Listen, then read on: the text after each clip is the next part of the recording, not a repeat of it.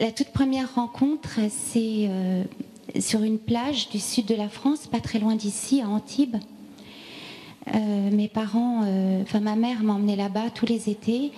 Et quand j'avais 4 ans, il y a une toute petite fille de mon âge qui s'appelait Coralie, qui m'a emmenée dans un endroit complètement désert et qui m'a montré l'horizon en me disant « Si tu ne crois pas en Jésus-Christ, tu seras emporté par les robots. » Et elle me dit « Tu vois, ils vont venir de là-bas. » Et cet enfant, donc le Seigneur s'est présenté par une enfant. C'est vraiment, comme dit le psaume, lui qui dit sa majesté par la bouche des enfants des tout-petits. Et dans les évangiles, bien sûr, le Seigneur parle toujours des enfants, aime particulièrement les enfants. Et cette petite fille, sans le savoir, avait une parole prophétique. Parce qu'on est dans une époque où se pratique aujourd'hui, je ne vais pas trop m'étendre là-dessus, mais je vais quand même en parler, ce que le prophète Daniel appelle l'abomination de la désolation, qui est au-delà même du transhumanisme, au-delà même de l'avortement, qui est le clonage, et dont, pour faire les expériences, on se sert d'enfants avortés. Et donc ça, c'est vraiment une atteinte directe à la paternité de Dieu, une atteinte à l'image et à la ressemblance de Dieu en nous. Et c'est vouloir faire un homme à l'image de l'Antéchrist. Voilà, je tenais à le dire. Donc les robots, c'était véritablement prophétique. Voilà. Donc Jésus a commencé très fort. Entre 18 et 25 ans, période mouvementée, affectivement parlant, le Christ était-il absent de votre vie ? Il le semblait absent, mais il était endormi, on va dire. Ou c'est moi, en tout cas, qui dormais. C'est-à-dire que j'avais une vie très désordonnée déjà à 13 ans. Je faisais le mur, je touchais à des produits illicites. J'avais des angoisses de mort tellement terribles. Et comme il n'y avait pas de sens à la vie pour moi, puisque mes parents n'étaient pas croyants, enfin, ils étaient croyants, mais je n'ai pas été élevée dans une famille religieuse, j'étais comme perdue dans l'espace, comme la vie n'avait pas de sens pour moi. Et donc la mort, je la voyais comme un échec et comme un vide absolu. Et donc, comme antidote, je sortais, je faisais n'importe quoi. Et donc Jésus pouvait sembler absent. Mais il était là. Déjà, avant chaque événement important, je me signais, je faisais le signe de croix. Quand j'étais en souffrance, et c'est une période où j'ai vraiment énormément souffert, je tiens à faire une petite parenthèse. Mon frère Philippe a eu 2 accidents. Le tout premier, il a été rescapé parce que ma nounou, Incarnation, lui avait mis de l'eau de Lourdes. Mais il était quand même très agité et assez violent avec moi. Et du coup, j'avais une adolescence difficile. Et donc, par moments, je pleurais, je me jetais par terre et je criais Jésus. Et puis, il y a eu des songes. La première rencontre avec le Seigneur, j'en viendrai aux songes très très vite. Le Seigneur semblait absent, mais il se faisait présent. Il se rappelait à moi et avant les songes, à la mort de mon père. Voilà, au funérarium, à la mort de mon père, le rabbin a lu le psaume 139. « Tu m'as tissé dans le ventre de ma mère, tu m'as brodé au sein de la terre. » Ça se finit par mon embryon, mais enfin il y a un passage, mon embryon, tes yeux le voyaient, etc. Et là, j'ai été comme irradiée de paix et presque d'une joie presque surnaturelle parce que j'étais effondrée par la mort de mon père et à ce moment-là, une joie profonde m'a traversée. Et peu de temps après, j'ai fait un songe, justement. Un songe qui est vraiment un songe parce que je ne l'ai jamais oublié. En fait, ce matin à la messe, la première lecture, c'était le songe de Jacob avec les anges qui montent et qui descendent. Et moi, dans ce songe, j'étais sur une place d'un village au Mexique, recouverte d'un suaire noir, d'un voile noir, et des hommes qui m'encerclaient, qui me jetaient de l'un à l'autre en ricanant. Et je sentais que j'étais en danger mortel. Et donc, je m'arrache à ce cercle et je cours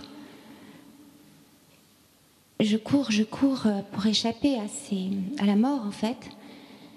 Et à un moment, je lève les yeux, je tombe à terre, effondrée, épuisée. Quand je lève les yeux, je vois une cathédrale. Je me relève et là, les portes s'ouvrent comme par miracle et je me précipite à l'intérieur. Et à l'intérieur, j'entends les battements d'un cœur. Tonton, tonton, comme ça. Et je lève de nouveau les yeux.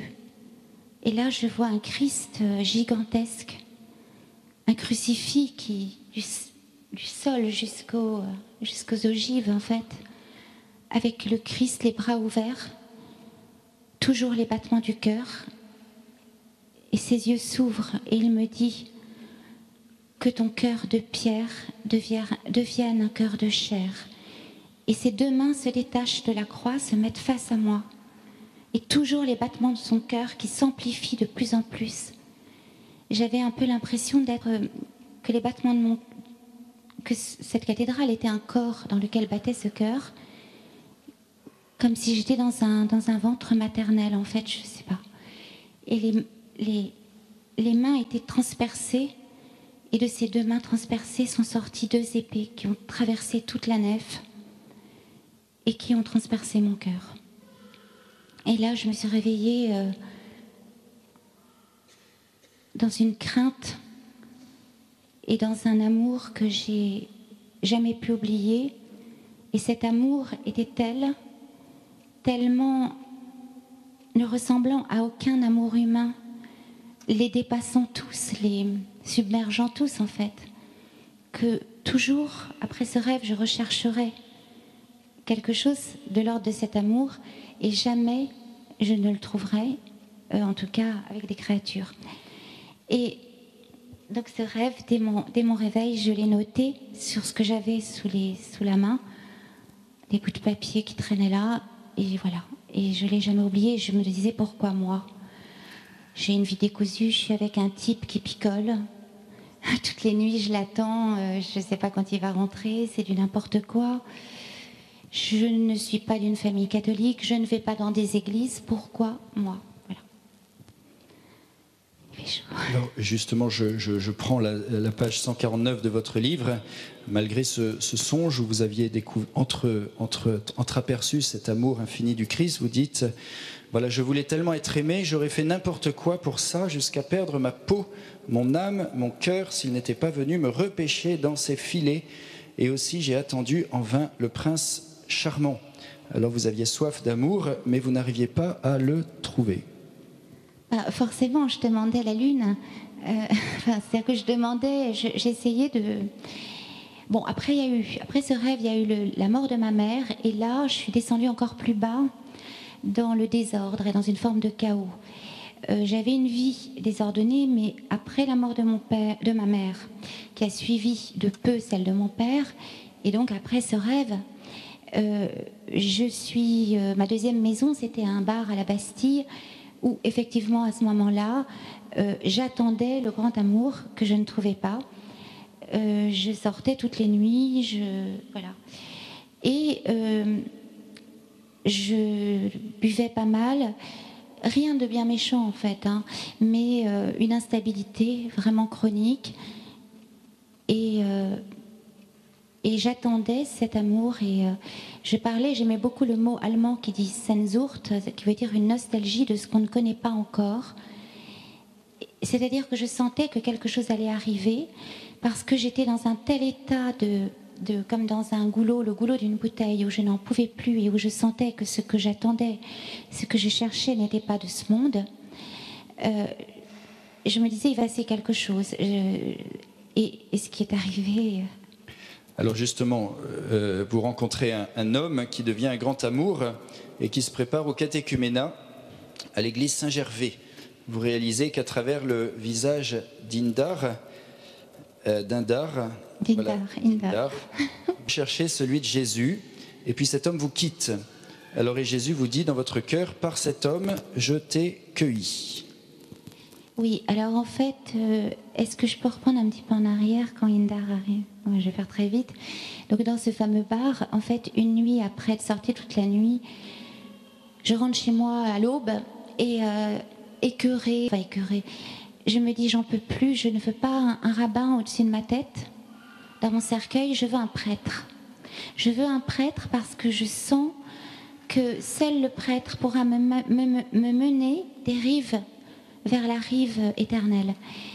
Et surtout, je crie vers Jésus en disant je veux être baptisée, je ne veux pas mourir sans baptême, mais je ne savais pas à qui m'adresser. Et ce jour-là, j'arrête pas de prendre des douches parce que je me sens pas bien. Et puis je retourne dans mon bar le soir en me disant il va peut-être se passer quelque chose. Effectivement, Indar fait son entrée dans le bar et me dit bonsoir petite orpheline vampire, parce que j'étais habillée tout en noir et j'étais toujours aussi encore plus blanche. Et il me dit tu étais une enfant mort-née sans baptême. Et là, il me parle de baptême et je me dis c'est lui. Et effectivement, cet homme avait un visage d'icône. Il ressemblait au tableau de Giotto. Et j'ai compris qu'à travers lui, je sentais en fait obscurément qu'à travers lui, un autre visage transparaissait, qu'à travers ses paroles, quelqu'un d'autre m'appelait et me disait je t'aime, et qu'à travers son regard, quelqu'un d'autre me regardait. Donc je suis allée chez lui et je me suis émerveillée parce qu'au-dessus de sa porte, il y avait un crucifix et sur la cheminée, une Vierge Marie ramenée de Lourdes.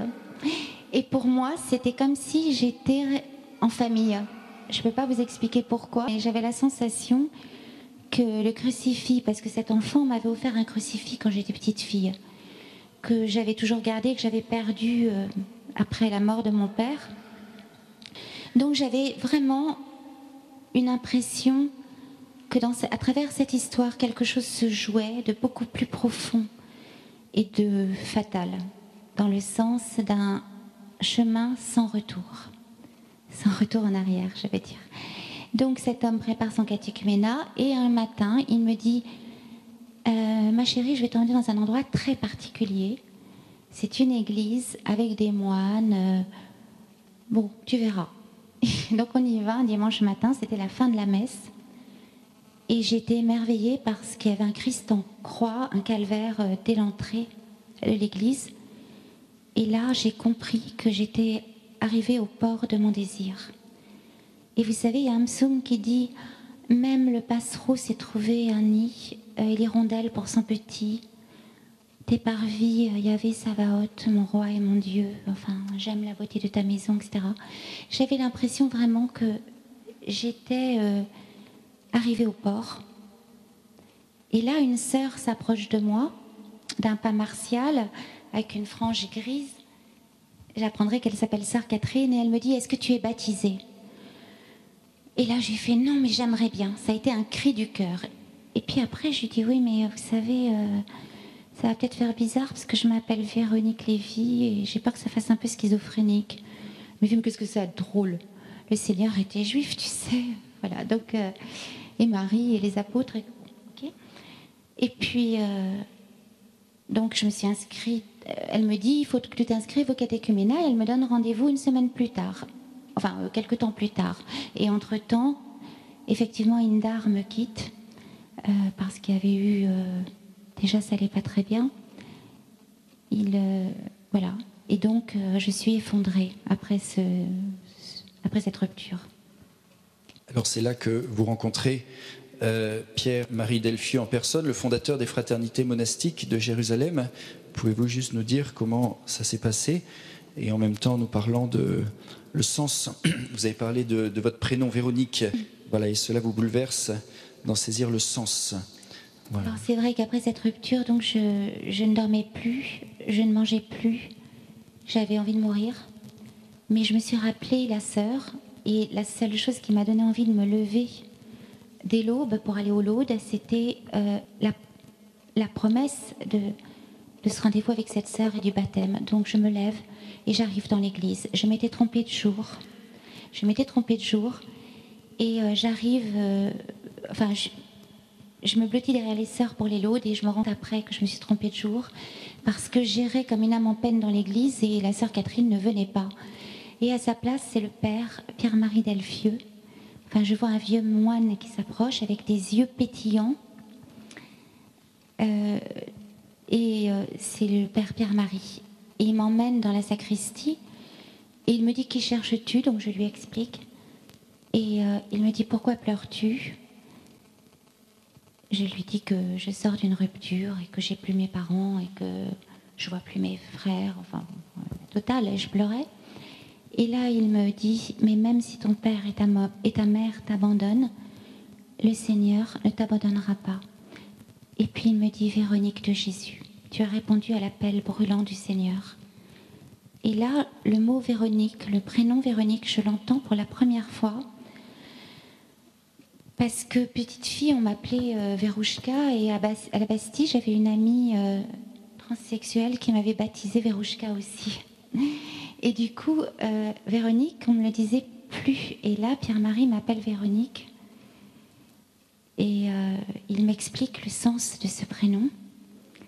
Il me dit que c'est une femme sur le chemin de croix qui enlève son voile, le pose malgré les soldats romains et qui se faufile parmi la foule des juifs sanguinaires et hystériques, qui enlève son voile et qui le pose sur le visage du Seigneur et que le visage s'imprime miraculeusement. Et je comprends alors que mon cœur doit être un voile sur lequel s'imprime le cœur de Dieu. Donc après cette entrevue avec Pierre-Marie, j'ai l'impression d'avoir retrouvé un père, le père que... Enfin, j'aimais beaucoup mon père, mais le père qui va me mettre au monde à la vie éternelle, puisqu'il va me donner le baptême. Et je m'inscris au catéchuménat. Et avant le baptême, je me dirige vers Pierre-Marie. Et tous les jours, tous les soirs, puisque la messe à Saint-Gervais le soir, il me dit « Je te bénis, Véronique, au nom du Père, du Fils et du Saint-Esprit. » Et chaque fois qu'il me bénit, chaque fois qu'il trace le signe de croix sur mon front, il me relève. Il me relève, il me reconstruit, Alors c'est là justement, vous dites à votre entourage, Dieu m'a reconstruite en 15 jours. Oui, en fait, je voulais mourir après la rupture avec Indar et miraculeusement, au bout de 15 jours, je ne comprenais pas, je me lève, j'entends les oiseaux chanter, je me dis mais c'est merveilleux, le chant des oiseaux. Une joie d'enfant que je n'avais pas ressentie depuis des années, puisque j'étais quand même un peu dans le style Nos Futurs à ce moment-là. Enfin, quand je traînais la nuit. Et là, en 15 jours, c'est comme si je me comme si le Seigneur me réinitialisait, voilà. Comme si j'avais l'impression que je redevenais comme une enfant, en fait. Pas dans le sens infantile, mais je m'émerveillais, je me sentais libre. Et je me suis étonnée moi-même un matin de n'avoir plus de chagrin, en fait. Et je me suis demandé si j'étais devenue folle, si j'étais passée de l'autre côté, enfin, si j'étais devenue schizophrène enfin, voilà, je me dis c'est pas normal, quoi. En 15 jours, voilà. Alors parlons Marie de Magdala, puisque vous la citez plusieurs fois dans vos livres, dans votre livre et dans vos poèmes. Alors, je suis partie à Vézelay avant mon baptême, parce que les moines, les fraternités monastiques de Jérusalem ont une abbaye là, enfin, occupent l'abbaye, parce qu'ils sont propriétaires de rien, en fait. C'est le charisme. Et j'ai lu un livre sur Marie de Magdala, et j'ai pleuré toute la nuit. Et il y avait des reliques, et j'y suis allée, et j'ai pleuré. J'étais dans un état pas possible. J'avais l'impression d'avoir pris je sais pas, j'avais l'impression d'être elle. Enfin, parce qu'elle, enfin, c'est simplement que c'est une grâce que le Seigneur m'a donnée. Je pense simplement que, en fait, beaucoup de gens, elle n'était pas prostituée, c'était une femme qui était une femme facile, je pense. Mais je pense que c'était une femme qui avait beaucoup d'amour dans sa vie, beaucoup d'amants. Mais elle était complètement... En fait, comme elle, je me sentais... Enfin, je ne voudrais pas me comparer à une sainte, mais je veux dire, comme elle, j'avais une vie très instable, avec énormément de souffrance. On peut dire que moi aussi, j'avais des démons en moi. Je ne sais pas s'ils étaient 7 ou légions, j'en sais rien, mais en tout cas, j'étais vraiment travaillée par des choses très obscures et très mortifères. J'avais des images violentes dans la tête, j'avais des suffocations la nuit. Enfin, je veux dire, bien avant le baptême, évidemment, avant de rentrer dans l'église, dans ma vie d'avant. Et c'est pour ça que je conjurais toutes ces peurs, toutes ces violences par une vie un peu déréglée et par l'amour que je cherchais. Parce qu'en fait, à travers tous ces hommes, je cherchais l'amour. Jamais je me suis corrompue en faisant des choses qui soient... Enfin, quelque part, il y avait un romantisme. Je cherchais toujours le grand amour. Mais donc, un peu comme elle, il y avait cette course effrénée,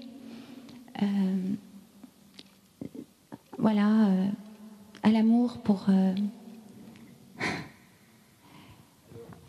ne sais pas si je réponds. Parlons de votre judaïsme. Vous écrivez « Je suis devenue catholique parce que je suis juive ». Vous le comprenez à la lumière de la foi catholique, vous découvrez alors vos racines juives.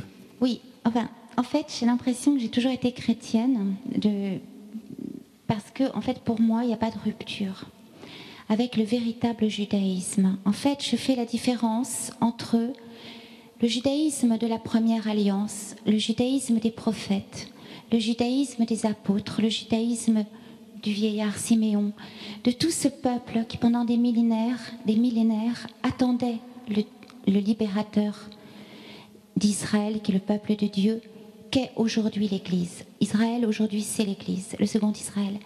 Et donc, pour moi, ce judaïsme-là est tendu de tout son désir, de toute sa prière vers le Messie, vers le Christ. C'est l'été sur Radio Notre-Dame.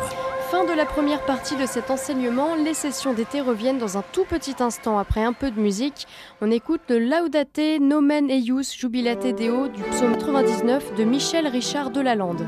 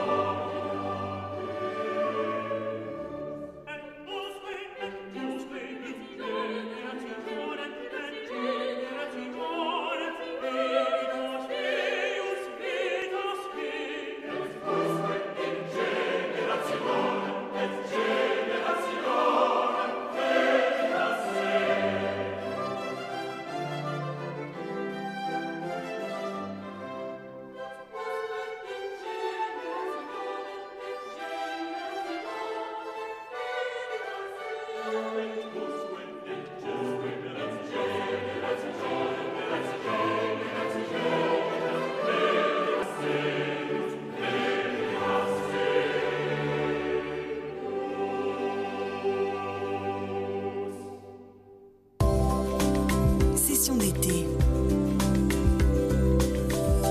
Session d'été. Et puis, il y a ce qu'on appelle le judaïsme, qui est en fait le talmudisme, qui n'a rien à voir, pour moi en tout cas, ça n'engage que moi ce que je dis, et qui est autre chose, et qui est pour moi un durcissement vers la loi sans la miséricorde. Bon, les choses ne sont pas aussi schématiques, mais en tout cas, une forme de pharisianisme, en tout cas, une partie des Juifs qui n'ont pas reconnu leur Sauveur. Donc, pour moi, il n'y a pas de rupture. En étant catholique, je suis ce qu'on appelle une Juive fidèle, puisque la première alliance est accomplie. Jésus dit lui-même, je ne suis pas venu abolir mais accomplir. Il accomplit la promesse, il accomplit la première alliance. Et comme un estuaire qui se jette dans l'océan de la miséricorde,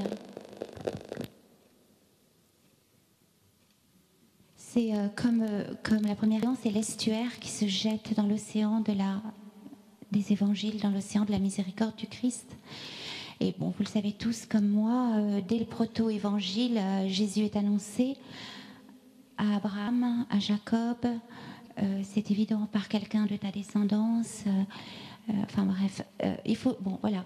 Alors, dans ce sens-là, j'ai l'impression, moi jusque-là, quand on me parlait de judaïsme, dans ma famille, je ne comprenais pas trop ce que ça voulait dire. Mon frère parlait beaucoup, quand il en parlait de la Shoah. Et c'est terrible, mais je me disais, ok, ça n'est pas que ça. Enfin, il doit bien y avoir une source quelque part. Et j'étais toujours émue parce que cette petite fille m'avait appris le Notre Père et le Je vous salue Marie. Et quand je les lisais, je sentais que quelque chose qui tressaillait en moi.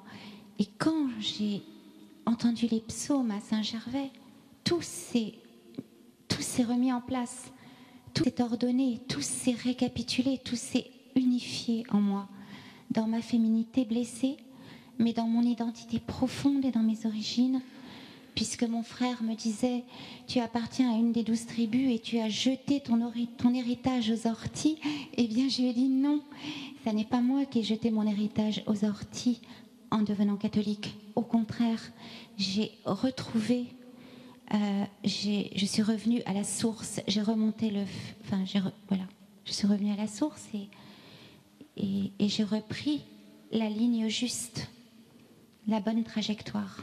La trajectoire du salut. Merci. Alors, vous parlez justement de votre frère avec votre conversion, même si vous vous êtes remis dans la bonne trajectoire avec le Christ. Qu'en était-il par rapport à votre frère, vos amis qui ne vous reconnaissent plus? Vous refusez même les invitations et vous dites même que vous êtes persécuté. Alors, c'est une persécution douce parce qu'on parle beaucoup à l'époque, quand j'ai écrit ce livre, il n'y avait pas encore les persécutions d'Orient. Quand le manuscrit est sorti, les chrétiens, il n'y avait pas eu la fuite de Caracoche, ça n'avait pas encore eu lieu. Donc moi, je vivais une forme de persécution en gants blancs, comme on la trouve encore aujourd'hui. Quand j'arrivais, j'annonçais à tous mes amis avec excitation la date de mon baptême, comme une mariée qui annonce qu'elle va enfin épouser celui qu'elle ne pensait jamais pouvoir retrouver et qu'elle retrouve enfin. Et j'étais tellement émue, je le disais à tout le monde. Et effectivement, les gens me disaient « Mais qu'est-ce que tu as pris? Qu'est-ce que tu as fumé? C'est pas possible. » Et j'ai dit « Mais pas encore, bientôt je vais me jeter à l'Eucharistie, mais pas encore. Pardon. » Et du coup, j'avais une petite croix en bois qu'on m'avait offerte pour mon catéchuménat. Et je me rappelle d'un type qui avait été vraiment méchant, qui m'avait dit des horreurs, et je l'avais jeté par terre. Et puis mon frère, il a fallu lui annoncer. Donc ça, c'était les amis. Alors, il y avait des amis qui étaient contents pour moi, voilà. Mais tous avaient l'impression que j'étais rentrée dans une forme de secte, enfin, enfin, que je m'étais radicalisée, quoi. Ce qu'ils disaient, bon, voilà. Et bon. Et puis, mon frère, il a fallu lui annoncer. Alors, je prends mon téléphone, je m'inquiète un peu, quand même. Et puis j'arrive à la voir miraculeusement, parce qu'en général, je ne l'ai jamais. Enfin, je tombe souvent sur son répondeur. Alors maintenant, quand je tombe sur son répondeur, je lui chante des petites chansons religieuses, ou je lui dis le Magnificat, ou des psaumes, enfin bon. Et je crois qu'il les écoute en plus. Hein. Bon. Et là, je l'ai directement. Et je lui dis, écoute Bernard, il faut que je t'annonce une grande nouvelle. Alors j'entends un grand silence, si je peux parler d'entendre. Et parce je pense qu'il a dû se dire à ce moment-là, ma sœur qui est complètement instable, qu'est-ce qu'elle va encore m'annoncer, quoi, qu'elle va partir au Mexique ou je sais pas où, retrouver son aviateur allemand ou je ne sais quoi, enfin il paniquait, quoi. Et là je lui dis, bah, écoute, voilà, il faut que je t'annonce que je vais me faire baptiser. Je vais être baptisée bientôt, donc je voudrais t'inviter à mon baptême. Alors là ça a été, mais il s'y attendait pas du tout. Donc ça a été un silence, mais alors une légion d'anges qu'on aurait pu entendre voler, quoi. Et il me dit, tu plaisantes ou quoi? J'ai dit non, pourquoi? Il me dit, mais t'es devenue folle? Alors je dis, mais pas du tout. Ou alors oui, folle de lui, folle d'amour, folle de lui. Et je lui cite la phrase de Saint Paul. La sagesse du monde est folie aux yeux de Dieu. Et la sagesse de Dieu est folie aux yeux du monde. Alors là, il est un petit peu impressionné que je cite Saint Paul. Et puis, bon, il me fait non, mais écoute, c'est une lubie. Je lui dis non, pas du tout. C'est pas une lubie. Et d'ailleurs, ton enfant, Antonin, venait dans ma chambre et il y avait un crucifix, il pleurait parce qu'il avait peur. Et j'ai toujours eu ce crucifix. Je lui raconte la petite fille. Il me dit que je vais essayer de venir. Et il a une immense respiration.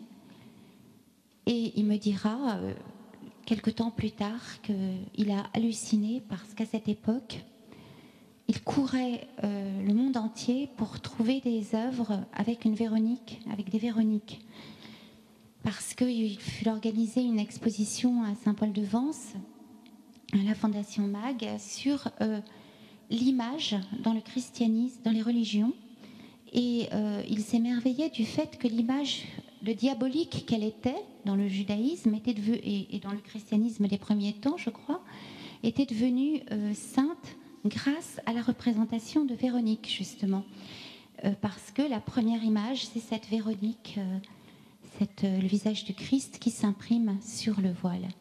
Donc, il a vraiment eu l'impression qu'il était cerné et qu'il y avait quelque chose de l'ordre de la providence. Et du coup, il a accepté de venir à mon baptême. Voilà. Vous êtes baptisé en 2012. Pourtant, le 7 avril. 7 avril, merci. Date de la Pourtant, Passion. vous aviez donc déjà une relation très forte avec le Christ. Pourquoi en fait avoir attendu si longtemps? Est-ce que c'est toujours votre nom, par rapport à votre nom, qui vous a empêché de faire cette démarche plus tôt? Pourquoi pas plus vite? Vous savez, c'est pas évident parce que aujourd'hui, je suis heureuse de voir qu'aujourd'hui la tradition revient, d'avoir vu plein de prêtres en soutane. Mais à l'époque, bon, il n'y a pas si longtemps que ça, mais il y a encore 10 ans, 15 ans, les prêtres, ils étaient en jean et rien ne les différenciait.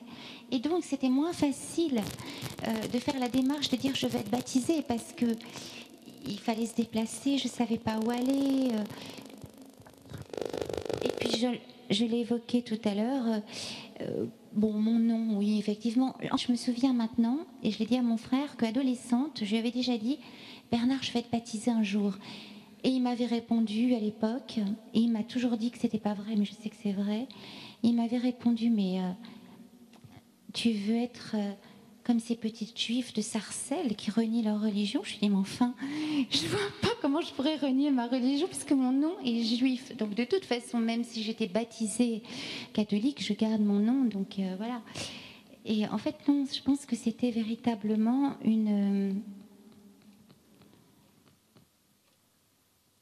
dans mon cœur, en fait, j'avais l'impression qu'il était là, tout le temps près de moi. Mais j'avais retrouvé une lettre que j'avais écrite. Je sortais avec un type qui était un peu gros.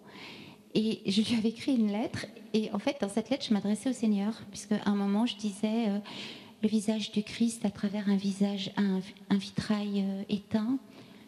Ton regard. Et je passais de l'homme au Christ, en fait. Donc, il y avait vraiment... en filigrane, derrière, comme je l'ai dit tout à l'heure, le visage de tous ces hommes, le visage du Christ. Et évidemment, quand j'ai été baptisée, j'ai plus eu du tout la même vie. J'ai renoncé absolument à toute forme. En fait,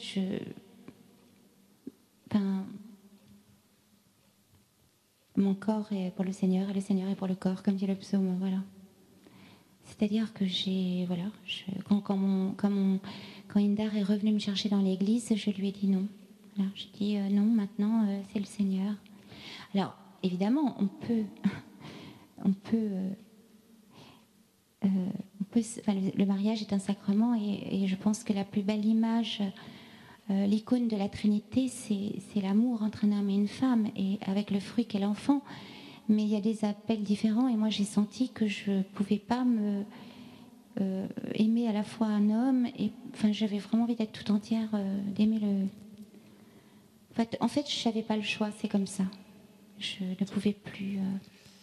Alors vous avez écrit vos poèmes qui sont dans votre livre, devant le Saint-Sacrement. Quel est le sens de l'adoration eucharistique pour vous?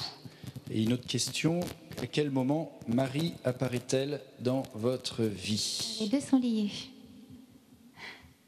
Les deux sont liés. Donc en fait, il y a eu, j'essaye de faire vite, après mon baptême, une grosse épreuve. Un de mes frères, mon frère Philippe, qui est tombé du 6e étage, qui a voulu mourir, il a été en réanimation à l'hôpital Bichat. Et déjà, c'était un miracle que son visage ne soit pas atteint et qu'il soit encore en vie. Mais il était totalement condamné et il n'y avait rien à faire. C'était une question d'heure. Et je suis obligée de passer par là pour parler de l'adoration. Et je suis allée à la rue du Bac, j'ai pris une petite médaille miraculeuse. Et tous les jours, j'allais à son chevet et je disais le chapelet. Et j'avais mis la médaille de la Vierge miraculeuse au-dessus de son lit, sous son oreiller. On me prenait vraiment pour une illuminée, mais peu m'importait. Et mon frère s'en est sorti. Il est sorti du coma la nuit de Noël. Il est tombé du 6e étage le 19 décembre, jour de son anniversaire. Et il est sorti du coma le 25 décembre au matin.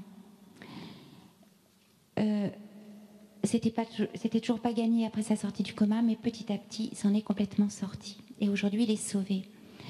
Ce que je voudrais dire, c'est qu'après cette épreuve, il y a eu aussi la mort de Pierre-Marie, qui était donc mon père spirituel.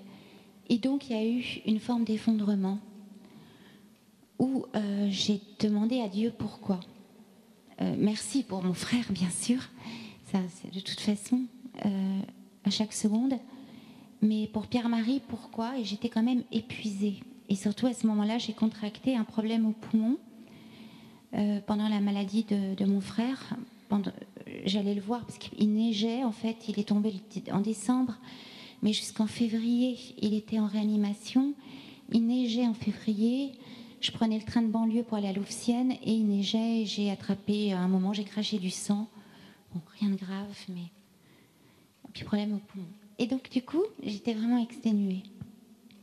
Et là, je suis allée me réfugier à Notre-Dame-des-Victoires, à la basilique Notre-Dame-des-Victoires, devant l'adoration, devant le Saint-Sacrement. Et j'y restais des après-midi entières, à l'ombre de Marie, en fait. Et à Saint-Gervais, il y avait aussi le Saint-Sacrement qui était exposé, et j'aimais beaucoup y aller, mais là, il s'est passé quelque chose de très particulier. Je n'avais aucun effort à faire. J'étais complètement... j'avais l'impression d'avoir Jésus devant moi, d'être dans une chambre d'enfant où je me reposais, avec Marie pas loin. J'étais bien. Enfin, c'est quelque chose que je ne peux pas exprimer. Et j'y passais mes après-midi. C'était au mois de juillet-août. Et puis après, en septembre, en octobre... Et c'est là que les poèmes, tous les textes ont commencé à naître. Ils sont nés malgré moi parce qu'en fait, au départ, devant le Saint-Sacrement, je n'avais envie ni d'écrire, ni de quoi que ce soit, puisque je sentais, j'entendais le Seigneur me parler, me bercer, enfin vraiment, il était là. Et à un moment, si j'ai écrit, c'est parce que j'ai pas envie qu'on prenne pour une folle, mais j'ai entendu qu'il me demandait d'écrire, en fait, parce que je savais que la vie, on est en pèlerinage et qu'on peut partir d'un moment à l'autre. Et c'était comme une forme de témoignage. Il fallait écrire tout ça. Donc il y a les poèmes qui sont le cœur à cœur, les dialogues. Et Marie, pour moi, c'est le tabernacle, la nouvelle arche d'alliance. Elle peut dire comme le prêtre, mais d'une autre manière. Je l'ai écrit d'ailleurs dans un poème, ceci est mon corps, ceci est mon sang, il est mon corps, il est mon sang. Et donc elle nous offre Jésus, elle nous donne Jésus. Et à Notre-Dame des Victoires, par Marie, en elle, le rapport, enfin le lien que j'avais avec Jésus était un lien qui était juste, parce que c'était par et en Marie. Merci. Alors, avant d'écouter quelques poèmes dans un temps de prière qui continuera ce témoignage, une dernière. Vous avez choisi une écriture très intime que beaucoup qualifient de charnelle ou de sensuelle. N'avez-vous pas eu peur de troubler vos lecteurs avec ce choix si personnel? Pourquoi avoir choisi de vous exprimer en poésie? Alors, je n'ai pas... Comment dire? Les mots, pour moi... Alors, la poésie, pour moi, c'est comme l'essence... est à l'eau de toilette. C'est vraiment le cœur de la langue, c'est le cœur de l'être. On peut, avec la poésie, ce sont des mots qui sont nus, déshabillés de tout ce qui est utilitaire, et ce sont des mots qui sont déshabillés de tout ce qui n'est pas lui, de tout ce qui n'est pas Dieu, justement. Enfin, à travers la poésie, en tout cas, on peut aller plus directement au cœur de l'être. Par contre, au niveau du côté charnel, en fait, je ne suis pas mathématicienne, quoique la mathématique, c'est magnifique, et ça m'émerveille souvent beaucoup, parce que quand on veut traduire, je crois, des algorithmes, ça fait des ondes magnifiques. Mais en tout cas, moi, ce qui m'a touchée dans le catholicisme, c'est que c'est la religion de l'incarnation. Le Verbe s'est fait chair. Le Verbe s'est fait chair. Et je crois qu'en écrivant... c'était une prière, en fait. Même quand je raconte certains événements de ma vie, c'est toujours pour parler de lui. Pour regarder... En fait, c'est toujours pour être... je voulais être la plus transparente possible pour qu'il puisse... pour pouvoir refléter, justement, sa lumière et sa vie. Mais en tout cas, ces mots, s'ils sont charnels, c'est parce je suis un être humain. Je ne suis pas un ectoplasme, un ange ou justement une abstraction mathématique. Enfin, respect pour les anges. Hein, ça, je ne compare pas un ectoplasme à un ange. Mais enfin, en tout cas, je suis un être humain. Et donc, à travers les sacrements même, l'Eucharistie, la bénédiction, Dieu se dit par des choses sensibles. Et donc, je pense que l'écriture... voilà, enfin, le corps, quand l'âme est touchée, le corps est touché, parce que je pense que la foi unifie aussi le corps, l'âme et l'esprit. Le psychique, le spirituel et le corporel. On ne peut pas dissocier les trois. C'est ce que m'a appris cette histoire d'amour avec cet homme, parce qu'à travers cet homme, Jésus a certainement voulu m'enseigner ça, mais c'est surtout ce vers quoi m'a conduit la prière et l'adoration et les sacrements de l'Église, cette unité profonde qui fait que notre corps est un temple, le temple de l'Esprit Saint, et que tout est pur pour celui qui est pur. Et du coup, les mots qui sont peut-être des mots charnels ne sont là que comme miroir, comme icône d'essence spirituelle, si je puis dire, d'une réalité invisible qu'on ne peut approcher et traduire qu'avec justement des mots qui sont... Voilà, le verbe s'est fait cher, mais c'est la poésie qui peut exprimer le mieux tout ça.